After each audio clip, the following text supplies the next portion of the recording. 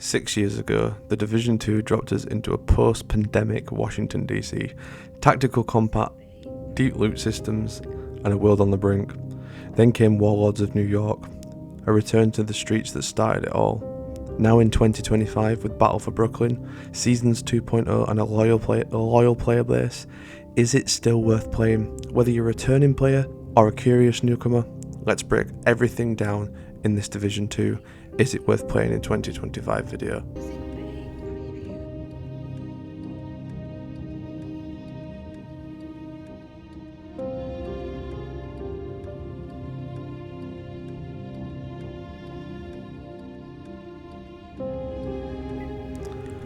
Is Ubisoft has kept the content flowing after Warlords of New York reintroduced us to Arankina and the Rogue's cell threat. Battle for Brooklyn expanded the fight with new factions, missions, and a map that feels like a spiritual successor to the Division 1's Manhattan. Warlords brought a tighter narrative, revamped progression, and this SHD watch system, where you can level up from 1 exponentially. Battle for Brooklyn builds on that with urban warfare, new gear sets, and exotic weapons, meaning there's always something for you to do inside of Washington DC, New York, and Brooklyn. Season 2.0 now revolve around rotating global events, manhunts, league challenges, and targeted loot zones, as well as apparel events, as well as season multiplayer events, and also season rewards events. Each season introduces new gear, exotic weapons, and modifiers like explosive reactions, tactical fog, and a Hollywood global event, along other global events, turning routine missions into chaotic fun and making sure that you can push your builds and make that extra little bit more out of them and make it fun. Weekly leagues test your speed and efficiency, while global events flip gameplay rules for bonus rewards. Manhunts offer narrative-driven targets with unique mechanics and lore drops. There is also been currently ongoing more collabs with Stalker, Rainbow Six Siege, and DJ Tickle, another YouTube content creator, as well as Nothing But Skills and Rogue Gold. Despite its age, Division 2's community is still thriving, with players from all over the universe. Ubisoft Connect, Reddit, and Discord are buzzing with YouTubers' communities, event chatter, and speculation about what's next. Maybe even the highly anticipated Survivors, which is a Division 2 Survival 2.0 from Division 1. Matchmaking is active, especially during global events and weekly challenges. PvP in the Dark Zone is still a tense, high-stakes gamble. PvE, packed with legendary missions, control points, and now Retaliation, a new open-world activity with exotic loot routes, as well as kill squads that will run after you, hunt you down, and dispatch a view from DC. Although Retaliations is a brand new game mode to the Division 2, it puts into focus how much an independent game developer can do with a small team. In Retaliations, you'll be fighting to take back New York, DC, and Brooklyn, as factions that are there fighting against you. After you agitate them over a certain amount of time, you take back 3 control points, or 2, or however many is in that zone for you to take back. Once you have taken that back, you gain that, and then for the seasonal journey for this season, you then gain a damage multiplier based on how many zones or how many control points you control in the world.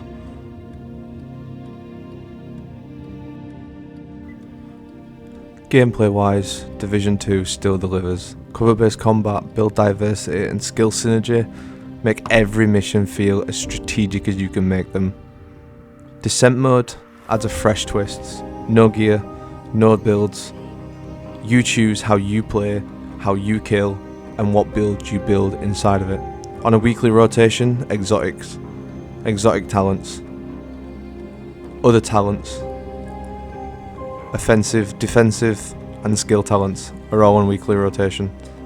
Seasonal modifiers like tactical fog or explosive reactions force you to adapt to each and every single encounter that you are in. And with proficiency and SHD watch bonuses, there's always something to grind. Descent flaws, seasonal modifiers in action, squad synergy in everything that you do if you play with more than 3 people. In the Descent you face the Nemesis, an AI who mimics the agent. Pick from a range of different rooms, from easy to hard to medium. And if you want to have that extra little bit of a challenge, you can try to run a challenge run with only using a weapon, or restrict yourself from using something. Each time you kill a Nemesis, you will uncover the Black Tusk's secrets and delve deeper into the lore of Natalia Sokolova and the Black Tusk.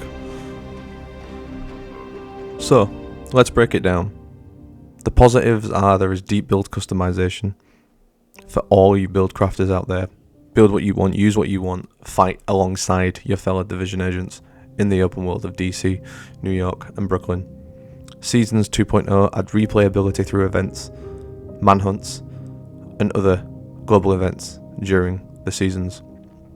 Descent mode is a fresh PvE challenge where you make your own run. In a roguelike game mode where all stakes are high, your actions take precedent. Brooklyn DLC expands the world and creates a narrative that engages not only the player, but the people you play with. Retaliation adds persistent endgame content and a reason for you to keep going back to get those last minute exotic blueprints that you need. Warlords of New York delivers strong narrative and progression for those lore buffs out there. The cons: bullet sponge enemies still exist. Visuals show that they have been lost to time. New player onboarding is very, very convoluted. There is a lot for you to do. A lot for you to pick up, if you say. There are raids, there are incursions, there is still stuff for you to do. And matchmaking can be quite slow off peak. If none of this phases you, and you still want to get into the world of the Division and become a Division agent, then good luck, agent. And I'll see you in DC. So, the question is the Division 2 worth playing in 2025? If you crave tactical combat, loot-driven progression, and a world that keeps evolving, absolutely. With Warlords Brooklyn Season 2.0 and Descent, Division 2 isn't just alive, it's completely thriving. Are you still playing Division 2?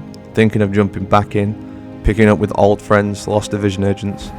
Drop your thoughts in the comments. Want build guides, lore deep dives, or Descent challenge runs? Hit that subscribe button. Stay sharp, agents. I'll leave the Discord in the link below. If you liked the video, don't forget to like. Thank you so much for your time. This is the first video that I have completely edited and choreographed myself. So if you want more, stay tuned, agents.